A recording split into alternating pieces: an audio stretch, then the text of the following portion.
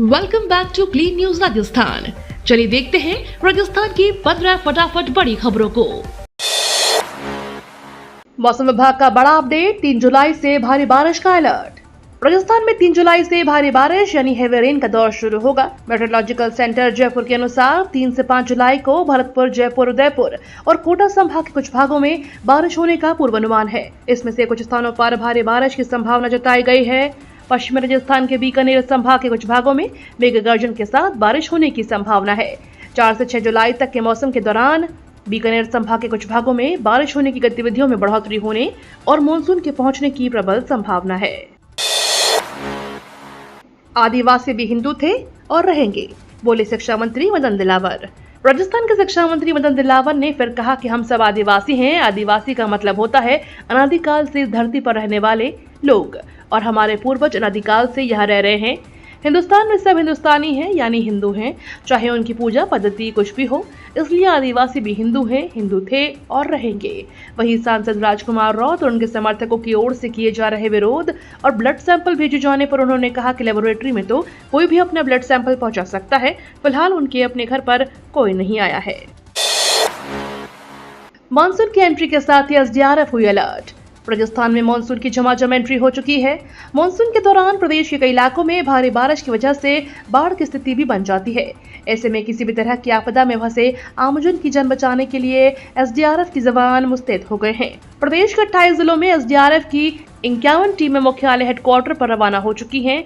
उनके पास 90 से ज्यादा मोटर बोट हैं। उन्हें फ्लैश फ्लड में इस्तेमाल किया जाएगा। पूर्वी राजस्थान के 13 जिलों तक पहुंचेगा 3 नदियों का पानी। राजस्थान में पानी की समस्या के बीच चंबल, पार्वती और कालीसिंध की रिवर लिंक योजना से प्रदेश के साथ ही मध्य प्रदेश को फायदा होगा। सीएम के मुताबिक राज्य और केंद्र सरकार मिलकर इस योजना को बढ़ाने की कोशिश कर रहे हैं और हालात पहले से सुधरे हैं। 72,000 करोड़ की इस योजना को लेकर मध्य प्रदेश राजस्थान के बीच समझौते के तहत राजस्थान के 13 और मध्य प्रदेश के 13 जिलों को फायदा होगा।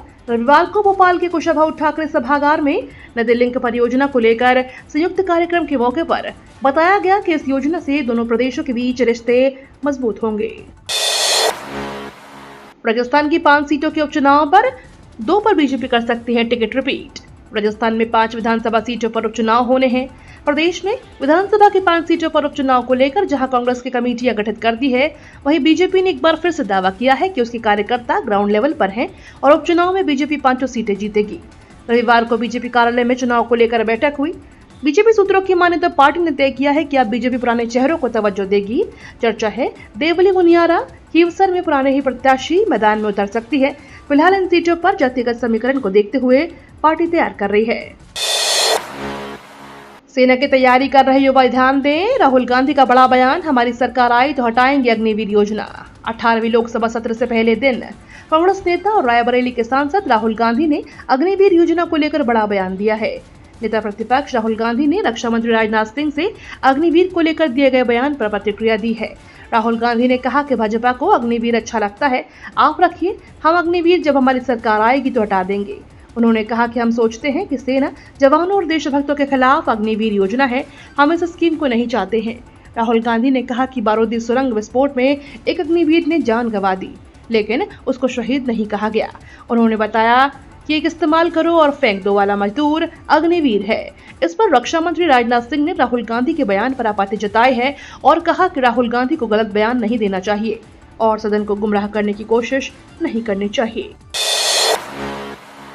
राजस्थान के पाली में सादड़ी थाने में नए क्रिमिनल लॉ के तहत पहली एफआईआर दर्ज। 3 नए आपराधिक कानून देश में कल से लागू हो गए हैं।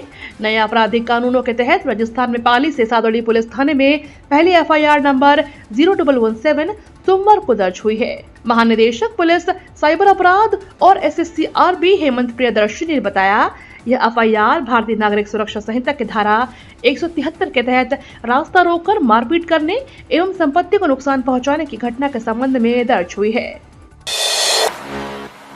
3 नए कानून पर टीकाराम जूली ने कहा, विपक्षी नेताओं के लिए हानिकारक। 3 नए आपराधिक कानून पूरे देश में लागू कर दिए गए हैं। इसके बाद राजस्थान में पक्ष और विपक्ष में वार पलटवार होना शुरू हो चुका है। एलओपी और कांग्रेस नेता टीकाराम जूली ने बड़ा बयान दिया। इस पर सीएम भजन लाल शर्मा ने जबरदस्त जवाब दिया। राजस्थान के एलओपी और कांग्रेस नेता टीकाराम जूली का कहना है, कानून में बदलाव लोगों और विपक्षी नेताओं के लिए हानिकारक है। वे इन कानूनों का फायदा उठाएंगे। इन कानूनों पर चर्चा होनी चाहिए। आगामी राजस्थान बजट पर उनका कहना है कि नीति मुद्दा पेपर लीक हमारी प्राथमिकता होगी। डबल इंजन की सरकार को अपना विजन जनता के सामने रखना चाहिए। हाई सिक्योरिटी नंबर प्लेट लगवाने की हेडलाइन खत्म। राजस्थान में हाई सिक्योरिटी नंबर प्लेट लगाने की अंतिम तिथि 30 जून थी, जो अब समाप्त हो चुकी है। 1 जुलाई से परिवहन विभाग की ओर से बिना हाई सिक्योरिटी नंबर प्लेट वाले वाहनों पर कार्रवाई शुरू की गई है। अब हाई सिक्योरिटी नंबर प्लेट नहीं होने पर जुर्माना देना होगा। चौपहिया वाहनों का 5000 रुपए और दोपहिया वाहनों का 2000 रुपए का चालान कटेगा। वहीं अगर किसी के नंबर प्लेट के लिए आवेदन कर रखा है तो उसके पास रसीद होनी जरूरी है, जिससे चालान होने से बच सकता है। परिवहन विभाग और ट्रैफिक पुलिस की ओर से बिना हाई सिक्योरिटी नंबर प्लेट वाले वाहनों को चालान की कार्रवाई की जाएगी।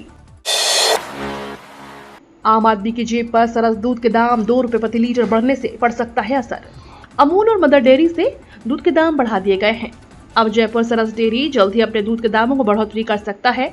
जयपुर डेयरी के चेयरमैन ओम प्रकाश पूनिया ने कल इस बात के संकेत कार्यक्रम दौरान दिए। पूनिया ने कहा कि चुनाव के समय अमूल, मदर डेयरी समिति और दूसरे प्रतियोगी डेयरियों ने भी अपने दूध के दामों को बढ़ोतरी की थी, लिहाजा हमें भी अब दूध के दाम में थोड़ी बढ़ोतरी करने की जरूरत है, ताकि बाजार को बैलेंस किया जा सके और किसानों को फायदा मिल सके। रेलवे ने राजस्थान के यात्रियों को दिया बड़ा तोहफा। रेलवे प्रशासन ने यात्रियों की सुविधा के लिए एवं अतिरिक्त यातायात क्लियर करने के उद्देश्य से स्पेशल गाड़ी उधना और छपरा वडोदरा के मध्य 2-2 ट्रिप चलाने का निर्णय लिया है।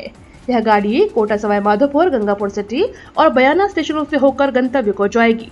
सूत्रों के अनुसार गाड़ी संख्या 09041 उधना से छपरा स्टेशन, ट्रेन 7 जुलाई को उधना स्टेशन से रात्रि 10 बजे प्रस्थान, अगले दिन कोटा 9:30 बजे, सवाई माधोपुर 11:05 पर, गंगापुर सिटी 12:20 और बयाना 2:50।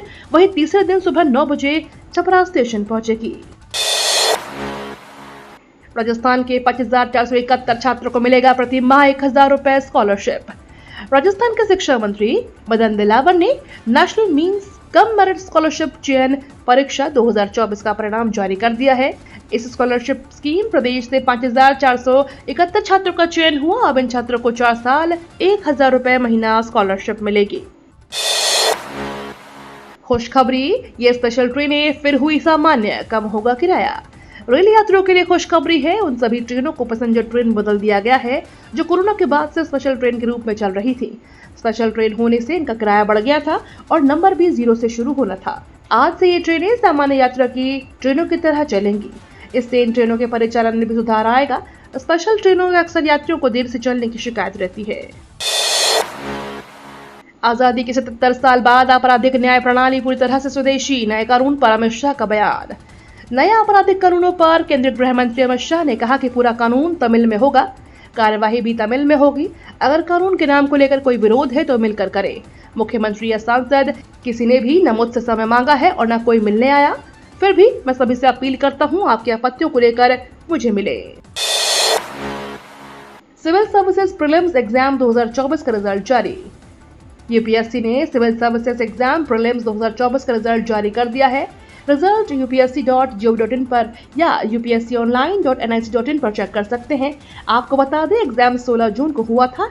इस साल लगभग 13 लाख कैंडिडेट ने प्रीलिम्स के लिए रजिस्ट्रेशन किया था। ये तो थी राजस्थान की बड़ी खबरें। रोजाना सबसे पहले अपडेट पाने के लिए क्लीन न्यूज राजस्थान को अभी सब्सक्राइब करें।